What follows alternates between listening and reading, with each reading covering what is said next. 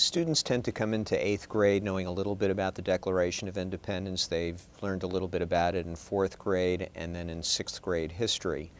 They know that it was written, the primary author was Thomas Jefferson, and they know that it declared the colonies' independence from Great Britain.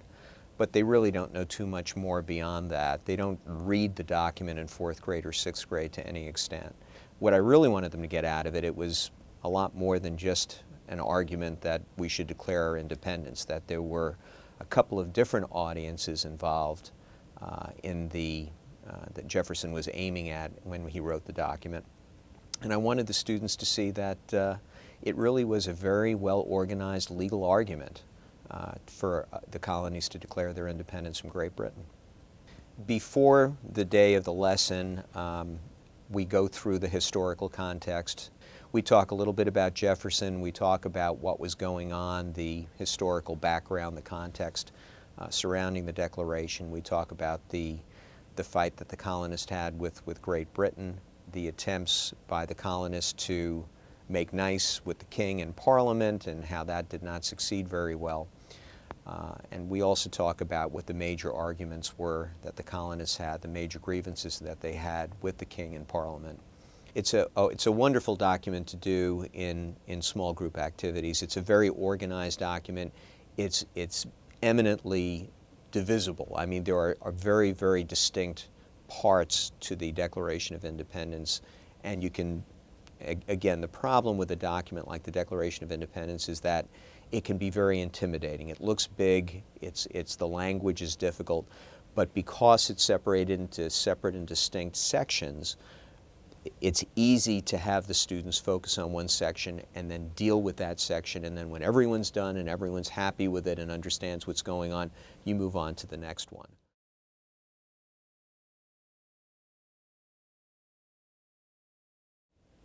A copy of the Declaration of Independence, a parchment type copy of the Declaration is on the desk.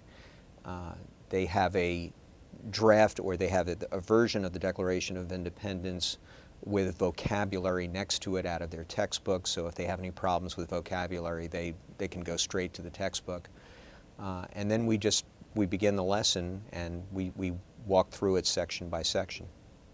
We started off with Jefferson's introduction to the Declaration of Independence and his discussion of natural rights. Those are the inalienable rights, the life, liberty, and the pursuit of happiness.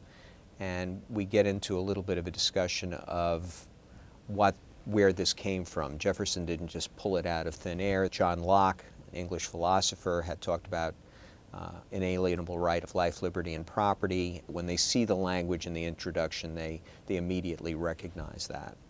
So that's the first step. We had also done a close reading examination of George Mason's Virginia Declaration of Rights, which Jefferson had a copy of when he wrote the Declaration of Independence. And they noticed very quickly that although the language is a little bit different, that Jefferson clearly borrowed some things from George Mason, and they found that to be very interesting. They always want to know whether it's plagiarism or whether George Mason was annoyed by that. They certainly recognize the language about unalienable rights. Among these are life, liberty, and the pursuit of happiness. And they always grab onto that. On the parchment copy, they noticed, they're always very interested in how some of the letters are different from the way they are today. They noticed that there were a couple of typos on the parchment copy as well, and they thought that was pretty interesting. They realized that it was very, very difficult to read.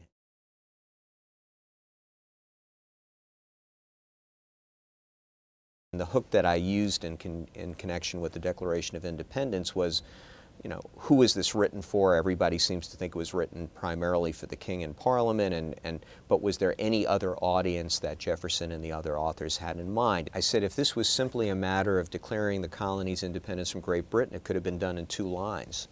And why does Jefferson set out a very, very organized, logical, legal argument? Who could he have been trying to persuade? One of the other things we had talked about in the class before was that the colonists were not unanimous in their desire to declare their independence from Great Britain. And in fact, those who were actively involved in or actively interested in declaring independence was probably a minority of colonists.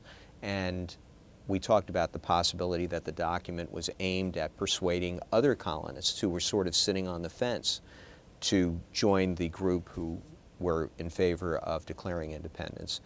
The other audience we talked about were possible allies. The colonists certainly knew that there was going to be a war as a result of this, and perhaps this was aimed at explaining the colonist position to potential allies, and we talked about France in that regard.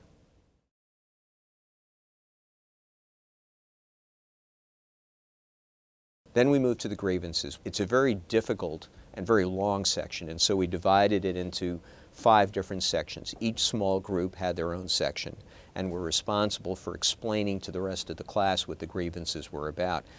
And the students, I think, are very, very surprised that the Declaration, when you get to grievances, it's a lot more than just no taxation without representation. That's one of the eye-opening parts of the lesson for the students. As a matter of fact, as we move past the Declaration into our discussion of the Constitution, and the students start reading the amendments to the Constitution, they get to number 3, they realize, oh, now I remember why, this would be so high on their list. This was a real problem back when they were declaring independence from Great Britain.